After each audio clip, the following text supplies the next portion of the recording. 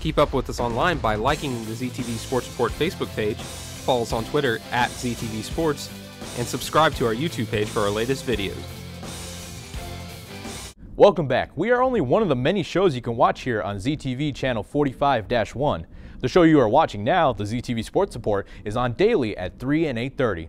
Be in the loop with the latest of the University of Akron with Lights, Camera, Akron daily at 2:30 and 8. In need for a laugh? Be sure to watch Akron After Hours daily at 3:30 and 9. We are in the middle of a fall video game season, so be sure to catch up with Goofing Off daily at 4 and 9:30. Akron football has certainly been struggling as of late, but there are a lot of bright spots in the team's future. This week on Matchpoint, Hunter and Parker discussed which aspects of the Zips offense should be focused more on, and Jeannie McBride leads them in their debate.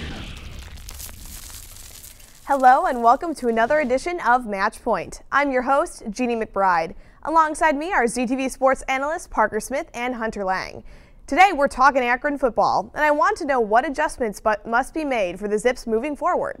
First and foremost, I think Kyle Pohl and the wide receiving corps need to get on the same page. There were too many miscommunications between Pohl and his receivers, which is definitely cause for concern. And we've seen the running game have some success in recent weeks, and the passing game needs to begin to click. If Kyle Pohl is able to have success through the air, it opens up many different options for the offense. And looking at the way Kyle Pohl played against Ball State, going 17 for 35 for 211 yards, is simply not good enough. He had many overthrown and ill-advised throws, and if the Zips want to be able to compete down the stretch, they need better play from Kyle Pohl as well as his leading wide receivers such as D'Orazio and Dillard. I'm going to look at Juwan Chisholm. He started to progress here in the second half of the season. In the past, he's shown that he's inconsistent with how he runs the ball. But in Akron's last win against Miami of Ohio, Chisholm had 16 carries for 86 yards and 3 touchdowns. So that's the production that the offense needs to open up the passing game for Kyle Pohl and the receiving corps.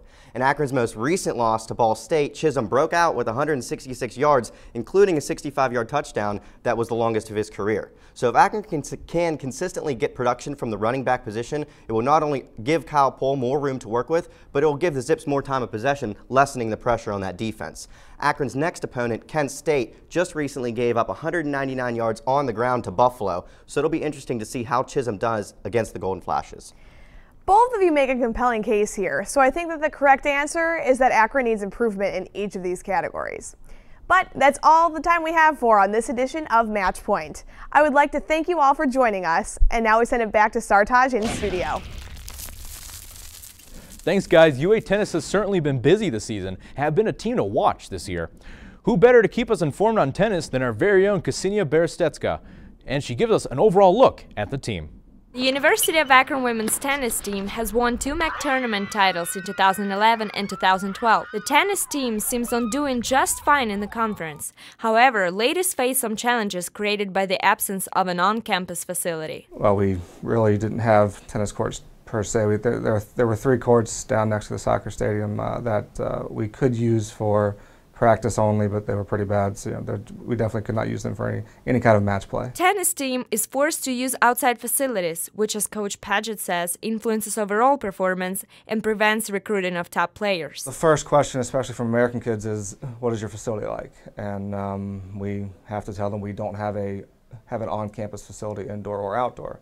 However, Coach Paget finds his ways to improve the tennis program. 6 outdoor courts will be built by the beginning of the 2014 spring season. Coach Paget excitingly talks about the construction process of the new facility. We have to have courts on campus for classes and for rec sports, and obviously it worked out great from an athletic standpoint to increase the number of courts to 6. Meanwhile, sophomore Madison Cohen is looking forward to competing on the new home court. Hopefully it'll bring more fans because the courts are right on campus, and hopefully that'll bring more wins for Akron Zips.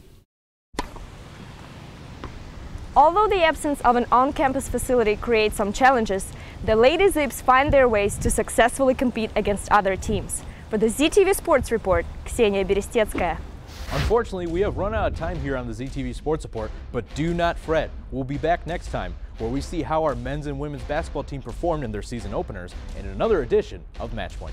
Thanks for joining us here on the ZTV Sports Report. For everyone, I'm Sartaj Ojala. We'll see you next time.